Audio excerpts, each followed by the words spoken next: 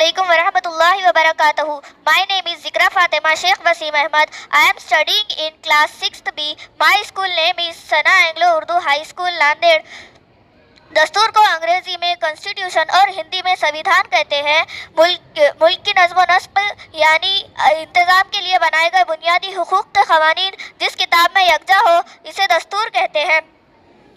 ये बुनियादी हुकूक और क़वानीन हुकूमत के इख्तियारात और फ़राइज़ का तयन करते हैं और इनमें मौजूद लोगों की हुकूक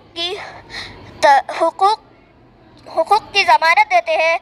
तहरीक आज़ादी के रहनुमाओं का मानना था कि आज़ाद भारत का हुकूमी कामकाज अंग्रेज़ों के बनाए गए दस्तूर के मुताबिक नहीं बल्कि हिंदुस्तानियों के तैयार करदा दस्तूर के मुताबिक चलना चाहिए।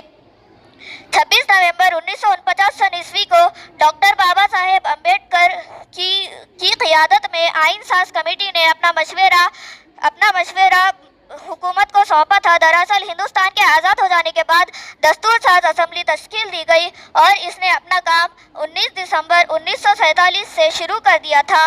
दस्तूर साज असम्बली ने 2 साल 11 महीने 18 दिन में हिंदुस्तानी आइन को मुरतब कर दिया। दस्तूर साज असम्बली के पहले सदर डॉक्टर राजेंद्र प्रसाद थे।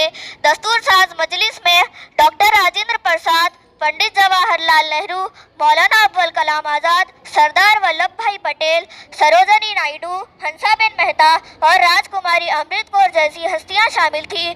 डॉक्टर बाबा साहेब अम्बेडकर को दस्तूर की ड्राफ्टिंग कमेटी का चेयरमैन बनाया गया। 26 नवंबर 1949 सन ईस्वी को दस्तूर साज असम्बली के सदर डॉक्टर राजेंद्र प्रसाद को दस्तूर का आइन सपुर्द कर दिया गया। आइन का निफाज 26 जनवरी 1950 सन ईस्वी से अमल में आया। भारत का दस्तूर बनाने के अमल बाबा साहेब अम्बेडकर को भारत के दस्तूर का मेमार कहा जाता है। 26 नवंबर 1949 सन ईस्वी के दिन दस्तूर नाफिज हुआ।